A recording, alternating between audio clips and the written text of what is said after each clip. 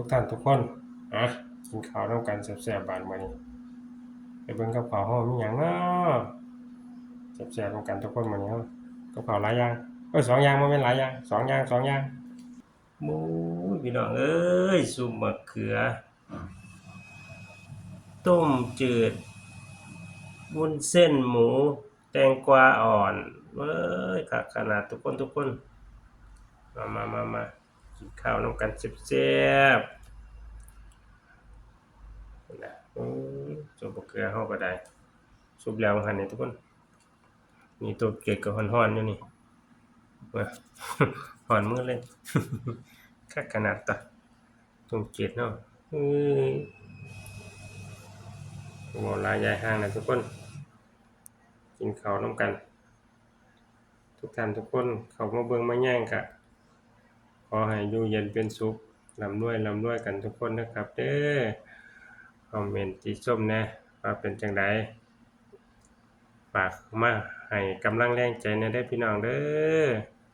คนละ1ไลก์1แชร์เพื่อเป็นกำลังแรงใจให้เด้อทุกคนให้สู้ไปนำกันข้อยก็ค่อยเฮ็ดค่อยคืบค่อยคลานไปนี่ล่ะจักสิได้ไปฮอดไสก็บ่ทันได้มีอิหยังเป็นชิ้นเป็นอันดอกแต่ว่าก็สู้ต่อไปสู้ไปเรื่อยๆจนกว่าสิมีมื้อหนึ่ง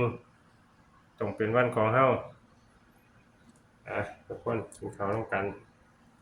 คันมีหยังก็คอมเมนต์ให้เบิ่งแหน่เด้อว่าเป็นจังไดก็สิย่างวนโต๊ะอยู่นี่ล่ะลองค้อนลองค้อนอยู่นี่ล่ะถ่ายให้พี่น้องเบิ่งน้ำลายไหลนำยั่วๆซุปมะเขือแตงกวาถั่วพูบู๊ยต้มจืดแตงกวาวุ้นเส้นหมูสับกระดูกแตงกวาอ่อนใส่ฮอดลูกชิ้นปลาเด้ทุกคนธรรมดาเด้พู้นน่ะไปเบิ่งคักๆซุปมะเขือเฮาโอ้ยแหลมใหม่เลยเบิ่งๆๆๆตัวเกล็ดเฮาบาดนี้ปะจิโธมาเข้าท่าปานเรือพู้นแหล้วลองเบิ่งซิแหล้วกับข้าวเฮากินส่ำนี้แหละทุกคนแบบพอเพียงกินเพื่ออยู่ไม่ใช่อยู่เพื่อกินกินแล้วก็สู้งานกันต่อไปขอบคุณทุกคนนะครับเด้อแรงเชียร์แรงใจให้ขอบคุณหลายๆครับฝากคอมเมนต์ติชมแหน่เด้อพี่น้องว่าเป็นจังไดเข้ามาเบิ่งมาแย่งกันเป็นกำลังแรงใจให้กับคนละ1ไลก์1แชร์เด้อพี่น้องช่องน้อยๆให้เติบโตไปนำเพิ่นแหน่เอาล่ะพี่น้องเอ้ยบ่เว้าหลายยายห่างแล้วบัดข้อยหิวข้าวกินข้าวนำกัน